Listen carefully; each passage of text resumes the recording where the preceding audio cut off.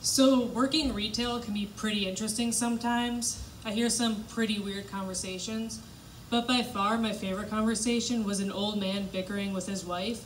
And finally he just kind of snaps and he's like, you know what? You aren't worth the cows and the goats my father paid for you with. At least they would let me buy crunchy peanut butter.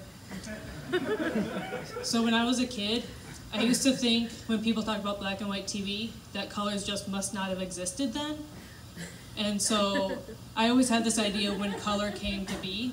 And I always just imagined my mom and her siblings walking out of their house and they just see a pink bucket.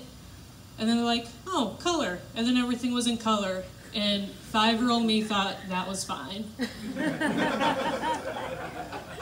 When I was a kid, I also watched a little bit too many Lifetime movies and crime shows because I kind of just accepted there was a murderer living in our basement. And he was pretty chill because he never killed us. But he was still in the house and he still could kill us. And now I know better, but every once in a while when I'm walking up the stairs at night, I can kind of just feel him menacing, staring at me, watching me go up. I've created a subtle way of making sure I'm my mom's favorite kid, though. I've just been putting around my childhood trophies around her room, and then if I get a work certificate or award, I'll put that in her room. And lately I've been putting pictures around her room of when I was a cute kid. And so now there's a picture of me when I was like 5 above her room. And it's not just about being her favorite, though.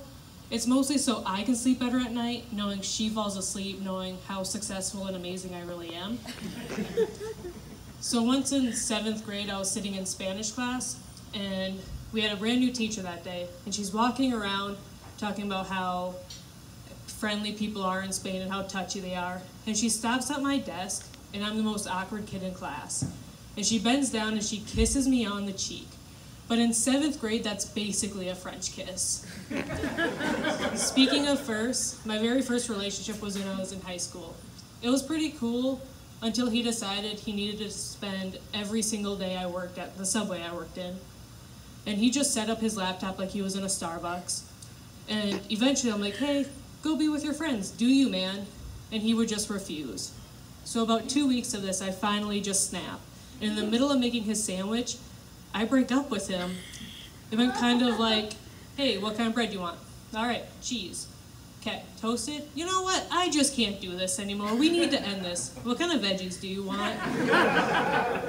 But now looking back at it, I'm pretty sure he's not going to ask any women to make him a sandwich now, so there's that. Do you guys want to hear something absolutely crazy? There are grown-ass adults who can work and don't, but there are dogs with jobs. There are around 20 different dog careers out there, from service work, search and rescue, to drug dogs. And honestly, these dogs are better at certain jobs, like with their superpower of smell for drugs and bombs. And just because they're so happy, they make perfect therapy pets. Originally, this joke was supposed to end with they made even less than women, but then I looked into it, and in 1930, a dog by the name of Rin Tin Tin made $6,000 a week, which now with inflation, that's about $88,000 per week. That same year, Katharine Hepburn only made under $4,000 a week. It must have been a pretty crazy time back then when the women would have to borrow money from their dog to go to the general store. That's all I got.